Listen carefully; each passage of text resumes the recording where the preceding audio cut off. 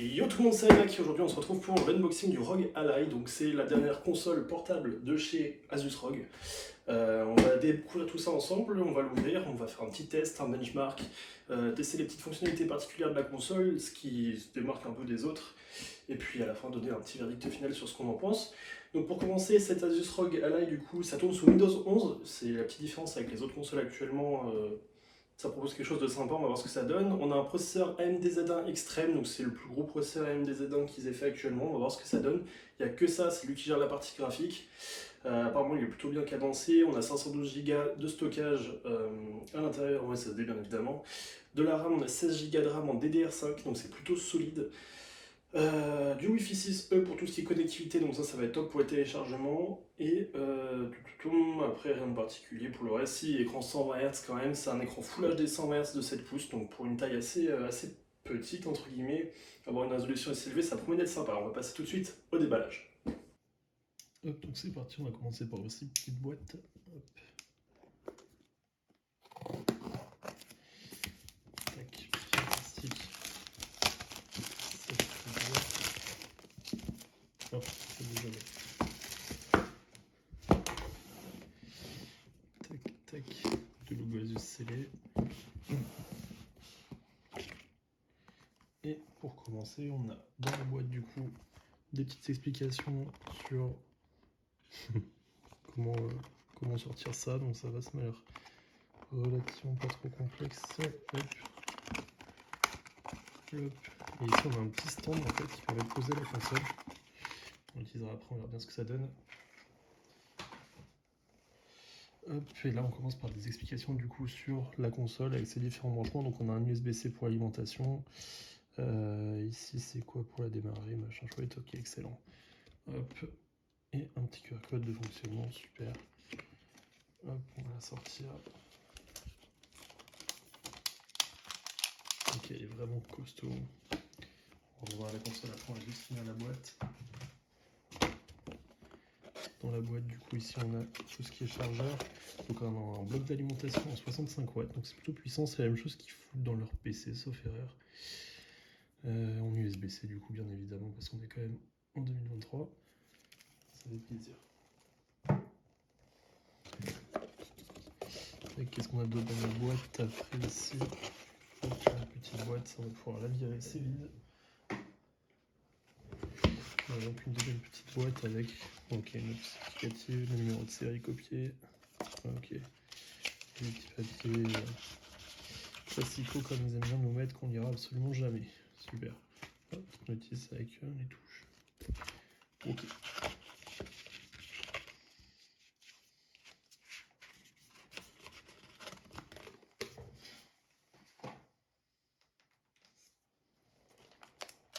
Pour ce qui est de la console, donc elle est bien emballée, touche à mort crate, donc c'est la même chose qu'ils mettent sur un logiciel sur la carte mère.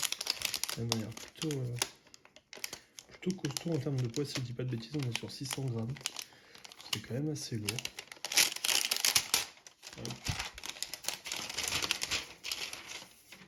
Et voilà la console, vraiment pas mal. La prise en main est assez particulière, en fait on a des formes assez particulières au niveau de la manette. Pour le coup c'est assez confortable en termes de prise en main et c'est fait pour être calé comme ça et être confortable quand vous jouez posé sur une table. On a d'avoir deux haut-parleurs du coup juste là, c'est plutôt pas mal, pas de connectique en bas, rien du tout. Deux grosses prises d'air ici, une dans le logo et une ici, avec deux sorties juste là pour l'aération. Niveau connectique, on a donc un petit lecteur de carte SD. Ici, j'imagine que c'est un truc propriétaire. J'ai pas idée, on regardera ça après. Du jack et l'USB-C. Tout pas mal. Alors apparemment sur la boîte, ils indiquent que la batterie se retire facilement. J'imagine qu'il va falloir faire sauter les 6 vis quand même pour pouvoir y accéder. On démontrera ça plus tard pour voir un peu comment c'est fait dedans. Mais c'est plutôt pas mal. On a quoi? Deux gâchettes ici, raccourci, des gâchettes classiques, le joystick, le petit numpad. Ok, c'est plutôt pas mal. Au niveau du design, on a quelque chose quand même d'assez réussi. Ils ont fait un truc plutôt cool. Deux haut-parleurs là. Puis on va la démarrer, on va voir ce que ça donne tout de suite. C'est pas chargé. Merci Asus. On va maintenant passer à la phase de test, donc la console est chargée, si on a 49%, ça devrait faire le taf, je suis pas sûr qu'on ait le maximum de puissance. On va activer le mode turbo dessus, je vous montrerai après ce que ça donne, et on va pouvoir tester un petit peu quelques jeux, à savoir que la configuration est un petit peu longue, c'est un petit peu lent en termes de mise en place, par contre après c'est super réactif, l'écran 100 Hz c'est excellent, et puis on va tester du coup ce que ça peut donner sur des jeux, on va tester GTA V, Rise of the Tomb Raider, et ça sera déjà pas mal pour se rendre compte un petit peu de ce que ça donne au niveau de cette console portable. Donc sur la console, on a toute une interface du coup qui s'appelle Armory Crate. On y a accès juste ici en appuyant sur ce bouton, peu importe où vous êtes, ça vient vous ouvrir ça. Vous avez le centre de commande qui correspond en fait au petit raccourci que vous pouvez avoir ici en venant appuyer sur cette touche. Vous allez pouvoir ajuster la luminosité, le volume sonore, et puis quelques fonctionnalités comme la fréquence, le moniteur d'activité en temps réel pour voir les performances de la console, savoir combien de pourcents on a utilisé. On n'a pas les FPS, c'est un petit peu dommage. Ici le mode d'utilisation, 10 watts, mode silencieux, 15 watts performance, 25 watts turbo, à savoir que si vous la branchez, vous avez la petite connectique USB-C du chargeur, vous passez en 35 watts. Ça va un petit peu jouer sur les performances de la console a priori, mais bon, 25 watts, on devrait déjà avoir de quoi se faire plaisir. On va tester du coup les jeux maintenant dessus. Pour ce qui est des jeux, du coup, on se retrouve avec des jeux installés que je viens de choper. Donc GTA V, j'ai installé aussi Rise of the Tomb Raider, j'ai pas mis Cyberpunk parce que je suis en plein milieu d'un fight, c'est vraiment injouable, du moins faut prendre l'habitude et j'y joue clavier souris donc avec la manette pour moi ça va être un peu compliqué et du coup on va tester un petit peu tout ça. Donc nous voilà sur GTA V, donc déjà le jeu est assez rapide en termes de chargement, le jeu tourne plutôt bien, on n'est pas sur l'ultra au niveau des paramètres, on va aller checker ça tout de suite. Hop, au niveau des paramètres vidéo, tag graphisme, on est sur un mixte très élevé, du normal, du bas. C'est les paramètres par défaut pour le coup, donc c'est laissé, j'y ai pas touché. Il nous reste quand même pas mal de mémoire vidéo disponible pour monter les paramètres. Mais pour le coup, ça tourne vraiment bien. On n'est pas sur du 100 Hz à mon avis, mais on est à plus de 60 pour sûr. Hop, on va tester un peu ce que ça donne. C'est vraiment absolument nickel, il n'y a rien à dire là-dessus. Non, c'est pour le coup, c'est vraiment nickel en termes de.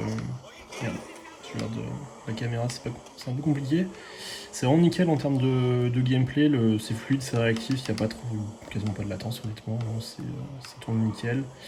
Il y a des touches déjà prédéfinies nickel pour tout ce qui est contrôle dans le jeu, etc. C'est vraiment nickel, il n'y a pas grand chose à dire. Ça tourne super bien. GTA 5 là pour le coup, alors on est plus sur un jeu récent aujourd'hui, hein, GTA 5 ça commence à dater un petit peu. Mais ça marche toujours aussi bien, voilà. Ok, on va passer au jeu suivant du coup. Ok, maintenant on est sur Rise of the Tomb Raider, du coup le jeu tourne de façon absolument nickel. Au niveau des presets graphiques, j'ai pas regardé sur quoi on était, options graphiques, on est sur quasiment tout. Là, je me switch les ombres très élevées. Bah, je continue à péter les paramètres, c'est cool. Mais grosso modo, on est assez haut dans les paramètres, c'est assez nickel. Hop, back, on va voir ce que ça donne tout de suite. Je viens de encore augmenter les ombres en termes de rendu. Alors, là, à mon avis, on est proche des 60. On n'est pas grand chose de plus. Mais pour le coup, il n'y a rien à dire. Hein. C'est vraiment nickel sur une console portable sur batterie. Bah, honnêtement, je suis assez bluffé. Hein, parce que bon, les PC gamers portables, généralement, sauf erreur, à moins que c'est beaucoup évolué depuis ces derniers temps, on n'est pas sur des foudres de guerre en termes d'autonomie en jeu. Sachant qu'à partir du moment où vous passez dans les 3 quarts du temps le jeu, l'ordinateur sur batterie, vous sacrifiez énormément sur les performances. Ça se ressent vraiment fort, vous avez des jeux qui laguent tout simplement sur batterie, qui ne laguent pas sur secteur. En grosso modo, le PC passe alimenter directement sur secteur au niveau des composants, ce qui donne quelque chose de vraiment beaucoup plus performant. Là, pour la solution portable que c'est assez bluffant honnêtement d'avoir une telle qualité, une telle performance, quelque chose d'aussi silencieux. En vidéo, vous en rendrez pas compte, mais vraiment pour le coup, c'est assez silencieux, on sent que ça chauffe. C'est vraiment chaud au niveau des ventilations, mais ça fait absolument aucun bruit. Enfin, aucun bruit. C'est très, très léger. Avec des écouteurs, vous ne pouvez absolument pas les entendre. Et dès que vous vous éloignez, c'est fini. Hein. Vous avez quelque chose de vraiment, vraiment excellent. Maintenant qu'on a testé les jeux directement sur la console, je suis assez curieux de voir. On a de la connectique USB-C, on a aussi une connectique qui m'a l'air d'être propriétaire. XGM, j'imagine que c'est une petite connectique vendue par Asus pour pouvoir vous permettre de brancher plusieurs choses en même temps. On peut brancher un clavier dessus, 2 manettes normalement, clavier-souris. Donc c'est plutôt pas mal. En vrai, pour faire une solution d'ordinateur portable à 800 balles, vraiment portable, pas transportable, parce qu'un PC gamer, comme on disait tout à l'heure sur la partie jeu, vous le fermez, enfin vous baladez avec, vous jouez, vous avez une demi-heure d'autonomie et c'est plié, sur des gros jeux je parle. Hein. Là ici on a vraiment une solution portable pertinente. Ça à brancher sur un écran, clairement pour 800 balles, il n'y a pas bien mieux à mon avis. Hein. J'ai pas idée du prix de l'adaptateur, on verra ça, mais vous branchez ça sur un écran, vous branchez un clavier, une souris, vous avez un PC gamer sous Windows 11 qui tourne super bien pour le prix. On va tester maintenant, j'ai un câble USB-C vers HDMI, on va aller tester ça sur une télé 4K et voir ce que ça donne, c'est capable d'encaisser des graphismes, enfin des définitions assez poussées. J'ai entendu dire que oui, donc je suis assez curieux de tester. Donc c'est parti, USB-C HDMI, on va brancher ça et voir ce que ça donne. Hop, sur une télé. Est-ce que l'USB-C sert vraiment uniquement pour la partie alimentation ou pour se faire plaisir? Peut-être on va regarder ça. Ok, tac, alors putain ça nous sort de la 4K déjà. Donc là on est bien dessus, pas de zone câble propriétaire, c'est absolument génial. C'était ma grosse crainte honnêtement pardon. Je m'attendais à ce qu'on me dise bah frérot va te faire enculer et joue avec un câble officiel. Étant donné que je vous dis ça, l'USB-C en l'occurrence, j'ai utilisé aujourd'hui un chargeur de Mac en 65 watts pour l'alimenter. Et la console m'a dit que ce n'était pas le câble officiel et que j'aurais pas les performances du câble officiel. Sachant que c'était la même puissance du coup que celui qui est fourni avec. Voilà pourquoi je me disais que ça allait peut-être se foutre un peu de notre gueule. Niveau contrôle, ça a l'air de pas hyper bien fonctionner. Je sais pas à quoi c'est dû, si le fait de le sortir requiert absolument de la connectique externe. Je trouve ça un peu étonnant. Aucune réaction. Pas de... Alors le jeu se lance. On va faire un benchmark directement. J'ai la flemme de voir niveau jeu ce que ça donne. On va voir comme ça les stats directement avec les vrais perfs. Je ferai la même chose pour la partie vidéo que vous avez vue avant. Je mettrai du coup un benchmark pour que vous ayez une idée. Je vous l'affiche même maintenant, hein, une idée des performances que ça donne. Et c'est parti pour le benchmark en 4K sur ROG Ally sur batterie. Ça tourne super bien, 30 fps sur une console portable sur batterie en 4K. C'est fou. Elle commence à chauffer, on la sent souffler. Mais purée, 800 € de la 4K, 30 fps, portable. Il n'y a rien à dire, messieurs dames. Genre, c'est vraiment ultra impressionnant, je suis bluffé. Pas besoin de câble propriétaire, là j'ai un câble commandé sur Amazon, je sais plus le prix. Un peu plus de mal avec les éléments pluie. Non, ouais, c'est parti, ça recharge fort. C'est impressionnant, hein, vraiment.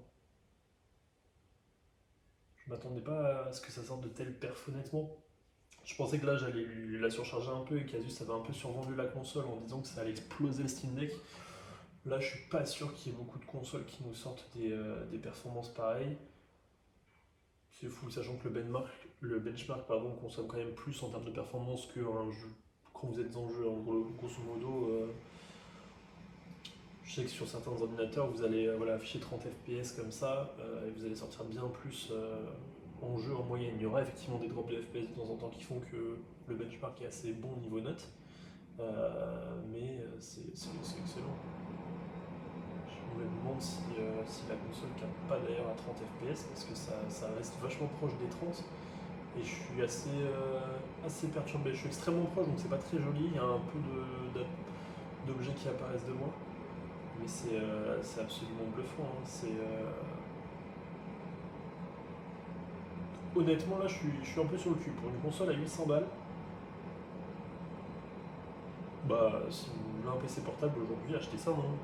800 balles, vous avez quelque chose qui en termes de performance équivaut à un PC à 1700 € et vous avez ça dans une solution vraiment portable. Ça, vous pouvez prendre l'avion avec, jouer dans l'avion avec. Votre PC gamer, vous allez faire une demi-heure de vol et il sera mort niveau batterie et vous aurez les jambes qui seront fondues parce que le truc chauffe à 100 degrés.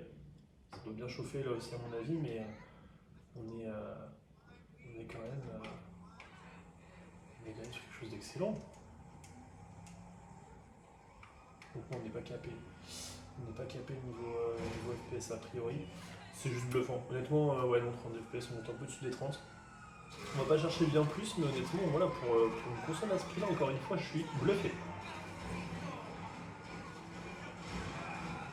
On va aller jusqu'au bout du benchmark, comme ça on aura les stats finales et on va voir ce que ça donne.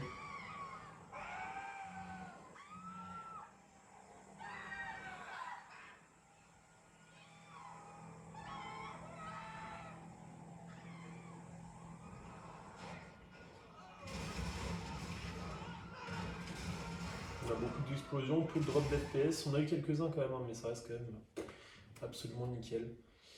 T'es en train de quitter, ben, franchement, hallucinant. Je suis sur le cul.